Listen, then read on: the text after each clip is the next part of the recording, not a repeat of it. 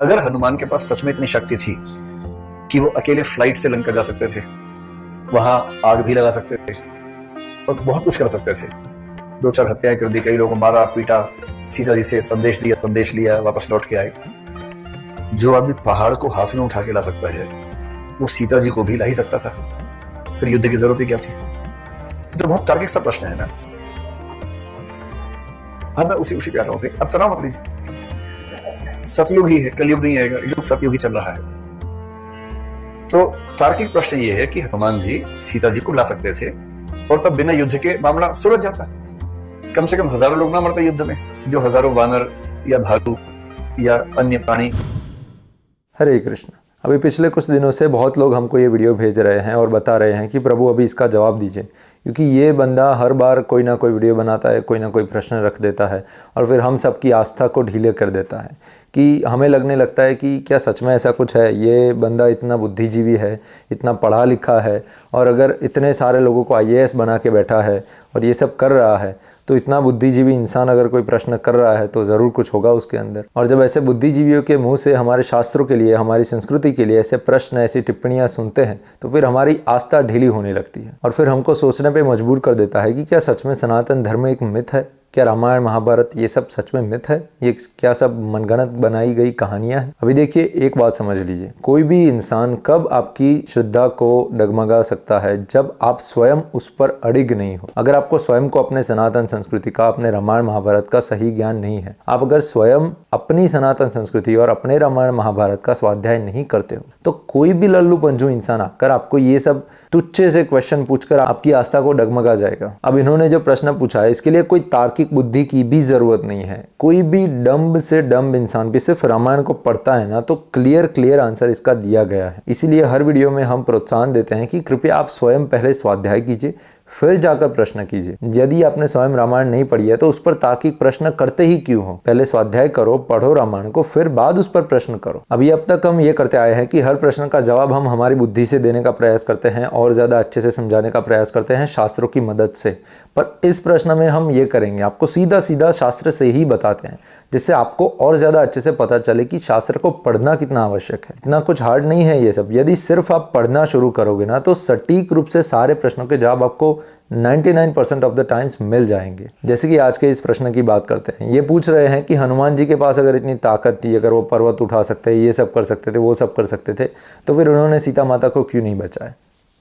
प्रश्न जायज है, परंतु क्या आपने ये प्रसंग रामायण में पढ़ा? आपने एक बार भी सोचा कि हम कलयुग के मंदबुद्धि लोग और ये जो सतयुग के, त्रेता युग के, द्वापर युग के जो महान महान ऋषि मुनि हैं, उनकी लिखी हुई किताबों पर हम प्रश्न कर रहे हैं। अगर हमको ये प्रश्न हो सकता है तो क्या उनको नहीं हुआ होगा? चलो छोड़ो, हम पढ़ के ही बताते हैं।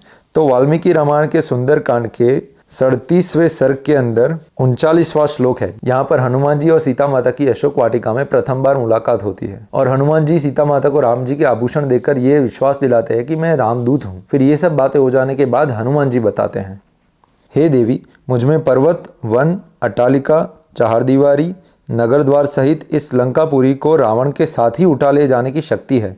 अतः आप मेरे साथ चलने का निश्चय कर लीजिए। आपकी आशंका व्यर्थ है देवी विदेह नंदिनी, आप मेरे साथ चलकर लक्ष्मण सहित श्री रघुनाथ जी का शोक दूर कीजिए।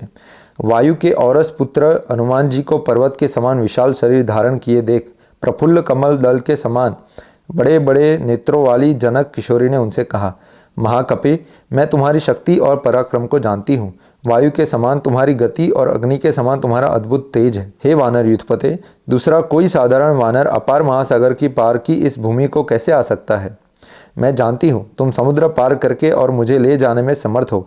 यथापि तुम्हारी तरह मुझे भी अपनी कार्य सिद्धि के विषय में अवश्य भली भांति विचार कर लेना चाहिए। कपिश्रेष्ठ, तुम्हारे साथ मेरा जाना किसी भी दृष्टि से उचित नहीं है, क्योंकि तुम्हारा वेग वायु के वेग के समान तीव्र है। जाते समय वह वेग मुझे मूर्छित कर सकता है। मैं समुद्र के ऊपर ऊपर आकाश में पहुंच जाने पर अधिक वेग से चलते हुए तुम्हारे पृष्ठभाग से नीचे गिर सकती हूँ। इस तरह समुद्र में जो तिमी नामक बड़े बड़े मत्स्यों, नागों और मछलियों से भरा हुआ है, गिरकर विवश हो मैं शीघ्र ही जल जंतुओं का उत्तम आहार बन जाऊंगी। इसलिए शत्रुनाशन वीर, मैं तुम्हारे साथ नहीं चल सकूंगी। एक स्त्री को साथ लेकर जब तुम जाने लगोगे, उस समय राक्षसों को तुम पर संदेह होगा, इसमें संशय नहीं है। मुझे हरकर ले जाई जाती देख दुरात्मा रावण की आज्ञा से भयंकर पराक्रमी राक्षस तुम्हारा पीछा करेंगे। हे वीर, उस समय मुझ जैसी रक्षण या अबला के साथ होने के कारण तुम हाथों में शूल और मुद्गल धारण करने वाले उन शौर्यशाली राक्षसों से धीर कर प्राण संशय की अवस्था में पहुंच जाओगे। आकाश में अस्त्र शस्त्रधारी बहुत से राक्षस तुम पर आक्रमण करेंगे और तुम्हारे हाथ में कोई भी अस्त्र न होगा। उस दशा में तुम उन सब के साथ युद्ध और मेरी रक्षा दोनों कार्य कैसे कर पाओगे? कपिश्रेष्ठ, उन क्रूर कर्मा राक्षसों के साथ जब तुम युद्ध करने लगोगे उस समय मैं भय से पीड़ित होकर तुम्हारी पीठ से अवश्य ही गिर जाऊंगी। हे कपिश्रेष्ठ, यदि कहीं वे महान बलवान भयानक राक्षस किसी तरह तुम्हें युद्ध में जीत ले अथवा युद्ध करते समय मेरी रक्षा की और तुम्हारे ध्यान न होने से यदि मैं गिर गई तो वे पापी राक्षस मुझ गिरी हुई अबला को फिर से पकड़ ले जाएंगे। अथवा यह भी संभव है कि वे निशाचर मुझे तुम्हारे हाथ से छीन ले जाएं या मेरा वध वहीं कर डाले, क्योंकि युद्ध में विजय और पराजय को अनिश्चित ही देखा जाता है। अथवा वानर शिरोमणि, यदि राक्षसों की अधिक डांट पड़ने पर मेरे प्राण निकल गए तो फिर तुम्हारा यह सारा प्रयत्न निष्फल ही हो जाएगा। यद्यपि तुम भी संपूर्ण राक्षसों का संहार करने में समर्थ हो, तथापि तुम्हारे द्वारा राक्षसों का वध हो जाने पर श्री रघुनाथ जी के सुयश में बाधा आएगी। लोग यही कहेंगे कि श्री राम स्वयं कुछ भी न कर सके। अथवा यह भी संभव है कि राक्षस लोग मुझे ले जाकर किसी ऐसे गुप्त स्थान पर रख दे जहां न तो वानरों का मेरा पता लगे और न ही श्री रघुनाथ जी को। यदि ऐसा हुआ तो मेरे लिए किया गया तुम्हारा यह सारा उद्योग व्यर्थ हो जाएगा। यदि तुम्हारे साथ श्री रामचंद्र जी यहाँ पधारे तो उनके आने से बहुत बड़ा लाभ होगा। हे महाबाहो, अमित पराक्रमी श्री रघुनाथ जी का, उनके भाइयों का, तुम्हारा तथा वानरराज सुग्रीव के कुल का जीवन मुझ पर ही निर्भर है। शोक और संताप से पीड़ित हुए वे दोनों भाई जब मेरी प्राप्ति की ओर से निराश हो जाएंगे तब संपूर्ण रीछों और वानरों के साथ अपने प्राणों का परित्याग कर देंगे। हे वानर श्रेष्ठ, तुम्हारे साथ न चलने का एक प्रधान कारण और भी है। पति भक्ति की ओर दृष्टि रखकर मैं भगवान श्री राम के सिवा दूसरे किसी पुरुष के शरीर का स्वेच्छा से स्पर्श नहीं चाहती। रावण के शरीर से जो मेरा स्पर्श हो गया है वह तो उसके बलात् हुआ है। उस समय मैं असमर्थ, अनाथ और बेबस थी, क्या करती? यदि श्री रघुनाथ जी यहाँ राक्षसों सहित दशमुख रावण का वध करके मुझे यहाँ से ले चले तो वह उनके योग्य कार्य होगा। मैंने युद्ध में शत्रुओं का मर्दन करने वाले महात्मा श्री राम के पराक्रम अनेक बार देखे और सुने हैं। देवता, गंधर्व, नाग और राक्षस सब मिलकर भी संग्राम में उनकी समानता नहीं कर सकते। युद्ध स्थल में विचित्र धनुष धारण करने वाले इंद्र तुल्य पराक्रमी महाबली श्री रघुनाथ जी लक्ष्मण के साथ यह वायु का सहारा पाकर प्रज्वलित हुए अग्नि की भांति उद्दीप्त हो उठते हैं। उस समय उन्हें देखकर उनका वेग कौन सह सकता है? हे वानर शिरोमणि, समरांगण में अपने बाण रूपी तेज से प्रलयकालीन सूर्य के समान प्रकाशित होने वाले और मत वाले दिग्गज की भांति खड़े हुए रणमर्दन श्री राम और लक्ष्मण का सामना कौन कर सकता है? इसलिए हे कपिश्रेष्ठ, हे वानरवीर, तुम प्रयत्न करके युद्धपति सुग्रीव और लक्ष्मण सहित मेरे प्रियतम श्री रामचंद्र जी को शीघ्र यहाँ बुला लो। मैं श्री राम के लिए चिरकाल से शोकाकुल हो रही हूँ। तुम उनके शुभागमन से मुझे हर्ष प्रदान करो। अब इससे आगे क्या होता है आपको पता ही है। अब आप ही बताइए, क्या यहाँ पर कुछ भी ना समझने लायक था? कुछ भी ऐसा था जिसके लिए आपको अपनी तार्किक बुद्धि लगाने की जरूरत पड़े? इसीलिए हम आपको बार बार ये प्रोत्साहन देते हैं कि आप स्वयं रामायण पढ़ना शुरू कीजिए। आपके ज्यादातर प्रश्न तो वाल्मीकि जी और तुलसीदास जी ही सॉल्व कर देंगे, हमारी वहाँ जरूरत भी नहीं पड़ेगी। अब पढ़ने के बाद यदि आपको कोई प्रश्न रह जाता है तो आप बताइएगा,